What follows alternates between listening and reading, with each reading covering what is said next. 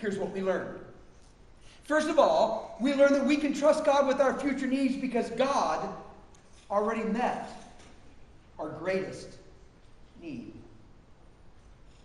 Jesus says in verse 25 of Matthew 6, "Therefore I tell you, do not worry about your life, what you will eat or drink, or about your body, what you will wear." Listen, is life not more important than food, and the body more important than clothes? Okay, everybody, answer the question. Is it? Yes. Is that hard? Is it? Yes. Yeah. The life is more important than food, and the body is more important than clothes.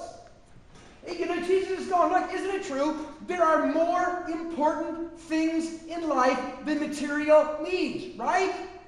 There are more important things than material needs. Matter of fact, what are the things that are more important than material needs? They would be spiritual needs. Those are more important.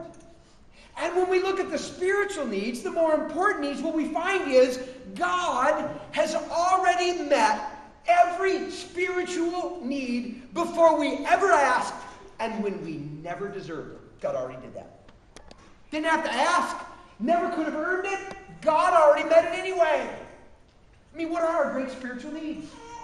I mean, I think number one, forgiveness.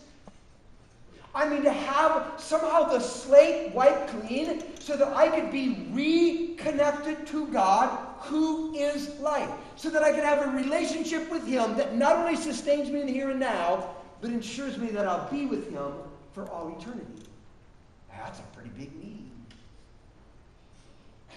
How about the need for understanding? To somehow have the scales ripped off of my eyes so that I can truly perceive what matters most in life. Why I actually exist so I can fulfill my God-given reason for being. How about spiritual power? The internal energy to be able to do what I know is the right thing to do. Those are all spiritual needs. You know what God did? God met every single one. He sent His Son, Jesus Christ, to die on a cross to atone for every sin of every person for all time and eternity. So if we would just simply choose to trust Christ as our one and only hope, we could be forgiven of everything and reconciled back to God. In being reconciled back to God, we can begin to understand what life is really about and why we are here. And then He gives us His Spirit to live inside of us, to empower us to do what we know we ought to do. And all that's free. All that's already provided. It's already there. It's already available. God did it before we ever asked, and we didn't deserve any of it.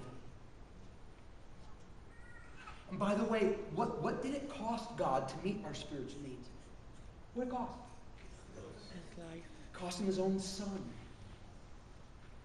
He had to watch His own Son suffer and die in order for all that to be possible. See what Jesus is really getting at here? He's saying, look, there are more important things than material stuff. There's spiritual stuff.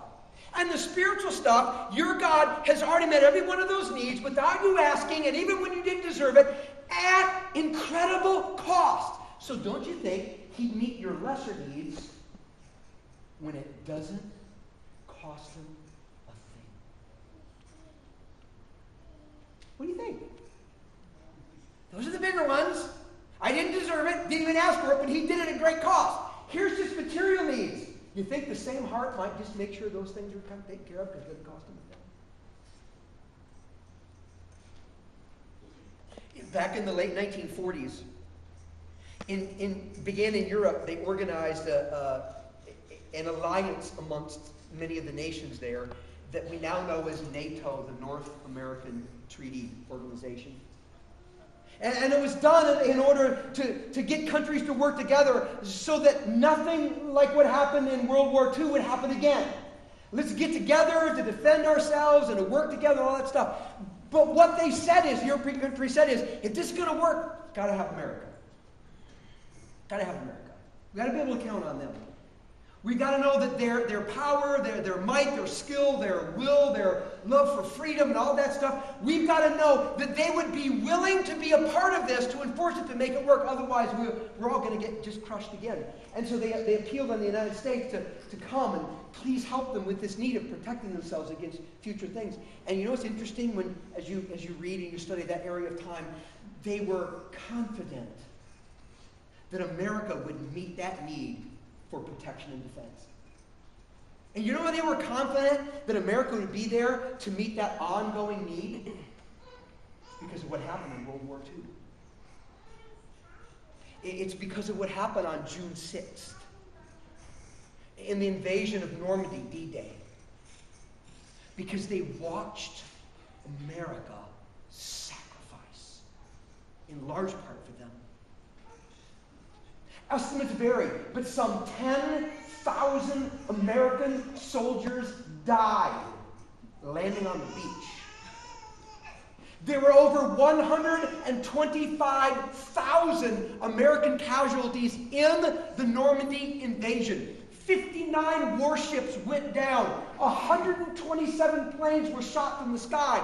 But America just kept pushing and pushing, established the beachhead, and eventually, because of that, broke the Axis powers and the war was won. And what Europe did is said, when we have seen the sacrifice made on behalf of those people, we are confident that they will help us with lesser needs as we move toward the future. What could be said about America can be said a million times more about God. If without asking, without deserving it, and at incredible cost, he met the biggest needs we have, what makes us think for a moment that when it comes to lesser needs that require no sacrifice for God to meet, that he will make sure those get done? That's why I know you and I can trust God with our future uncertainties. Jesus asked the second rhetorical question, highlighting another reason why it is that we can trust God, and I would put it this way, it's because we matter to God a lot. See, Jesus goes on to say this in Matthew 6. He says in verse 26, look at the birds of the air. They do not sow or reap or store in barns, and yet your heavenly Father feeds them. Are you not much more valuable than they? Now again, I know it's a tough question, but I'm going to ask you and I want you to answer me. Are you more valuable to God than birds? Yes. Absolutely. Far more valuable. So Jesus goes, look, if God's going to make sure that birds have their basic needs for survival met, God cares about birds. Is God not going to make sure that you have your needs met when you are infinitely more valuable in the mind of God and the heart of God than any bird could possibly be?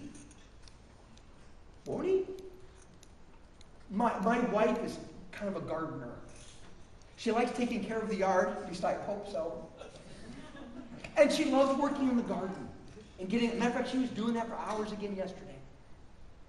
And she fertilizes the grass, and she does all that stuff, and she has somebody mow it usually, but often will mow it herself. She's in the flower garden, she's weeding, and planting, and pruning, and arranging, and she grows some beautiful, beautiful flowers that make the house look great. She cares about those flowers. But you know what? She cares a whole lot more about her children. I mean, her children never went, I am so jealous over those daffodils. Mom loves them so much and she won't even feed me. Never happened. Because while it's clear that she cares very much about the flowers and the grass, it's also clear she cares infinitely more about her own children. And while she takes time to take care of the flowers and the grasses, she is infinitely more interested in the well-being and the health of her children and would sacrifice the one for the other any day of the week.